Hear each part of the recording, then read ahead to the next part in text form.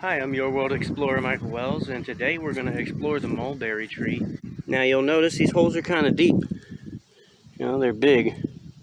What I'm going to do is place the mulberry tree in there and just fill around the mulberry tree, and then you'll see about this much space. That much space right there is going to be left because I want to fill those spaces with water. Here's another hole. You can see how big it is. There's my foot. Here's the other hole. Right here. Alright, let's get going. Alright, these are the mulberries that I pretty much got propagated from the cuttings. So what you're seeing here is the leaves are starting to look a little bit, tired or stressed. I think that might have something to do with the roots not being able to spread out. So it's time for them to go into the ground. Here we are, we're about to place them into the hole. Alright, I've removed them from the pots, placed them in the hole. Now, you're probably wondering, oh, he's wasting 3 plants to each hole. No. I've learned to fight the good fight in numbers when it comes to gardening, especially when you're trying to establish fruit trees or nut trees or any kind of tree, to be honest. If you go depending on one little sapling, and then it dies, that can be devastating. But if you depend on 3 or 4 or 5 or 6, your chances of getting one of them to establish are a lot greater than just depending on one of them to establish. So fighting the good fight in numbers is my strategy going forward. And you can also, if they all survive and they all grow strong together and they start like competing and you don't like that, you can always thin them out. You can always cut one down or 2, however many you need to cut down.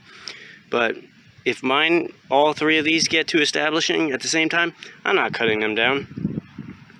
I'm just going to keep them and let them compete. It'll create character for each of the tree trunks, and I don't need massive yields to be happy. I'm not a farmer. I just want some yields. So let's go ahead and put some dirt in that hole. Okay, the dirt is in the hole.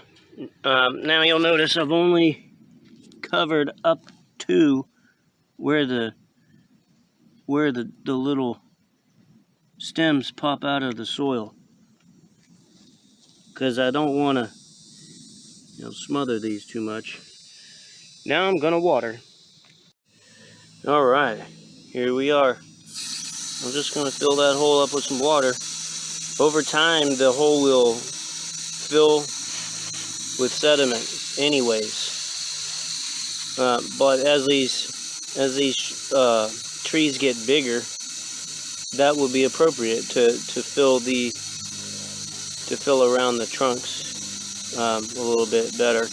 But you see how the hole's filling up with water? That's what I like. I don't want to have to sit over here and watch the water run away from the base of my plants and my trees. I want the water to be directed specifically to where I want it to go. And this method works very well. And that's it for the watering. And there you have it. I'm going to do that to the others. Now, because of squirrels and rabbits, I don't know if they're going to chew on these or not, but I don't want to take the chance. Kabloom. I have this little teepee looking thing I've created, and then I stapled, or actually I nailed a bunch of screen onto the outside.